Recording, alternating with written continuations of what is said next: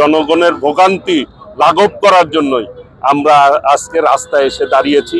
সংসদ অধিবেশন তো মুলতবি রয়েছে, ঈদের ছুটিতে যাতে আমাদের জনগণ ভোগান্তির শিকার না হয়, রোজদাররা যাতে রাস্তায় ইফতার না করতে হয়, বাড়িতে যে যাতে নিরাপদে পৌঁছাতে পারে, সেই জন্যই এই রাস্তায় দাঁড়িয়ে আমরা এই রাস্তার পর্যবেক্ষণ করছি এবং সেই অনুযায়ী ব্যবস্থা নিচ্ছি। ইতিমধ্যে আইন শৃঙ্খলার দায়িত্বে ডিআইজি সাহেব আপনাদেরকে সার্বিক বলেছে প্রস্তুতি কি। এই রাস্তা আপনারাই দেখছেন, কোনো যানজট নাই আল্লাহর রহমতে। আজকে কিন্তু 40 লাখের অতিরিক্ত মানুষ এই রাস্তা দিয়ে যাতায়াত করবে। গার্মেন্টস আজকে ছুটি হয়েছে, কাজেই সেই জন্য জনগণের ভোগান্তি লাঘব করার জন্যই আমরা আজকে রাস্তায় এসে দাঁড়িয়েছি। জনগণের ভোটে আমরা নির্বাচিত হয়েছি, কাজেই জনগণের প্রতি আমাদের একটি আলাদা কমিটমেন্ট রয়েছে। মাননীয় প্রধানমন্ত্রীর জনাব তারেক রহমানের নির্দেশ রয়েছে যাতে করে জনগণ কোনোভাবেই ভোগান্তির শিকার না হয়, সেইভাবে আমরা পদক্ষেপ নিচ্ছি।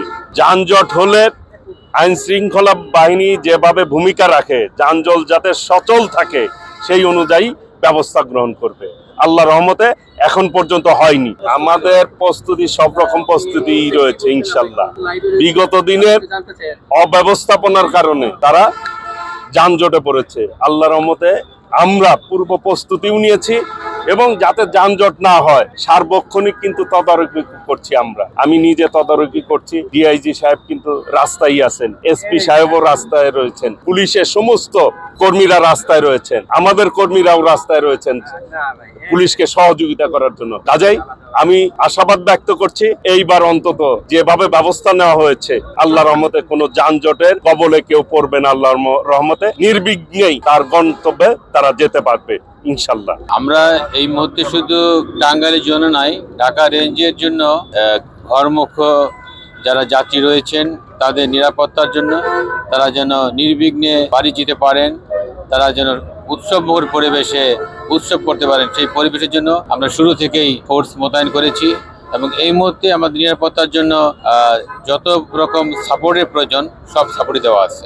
ঈদ পূর্ববর্তী এবং পরবর্তী সময়ে এইরকম যদি ঘটনা ঘটার জন্য আমাদের পূর্ব প্রস্তুতি রয়েছে। আমরা সবসময় মোবাইল টিম, টহল টিম সবকিছু আছে।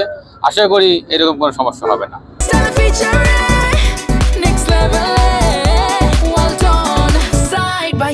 Free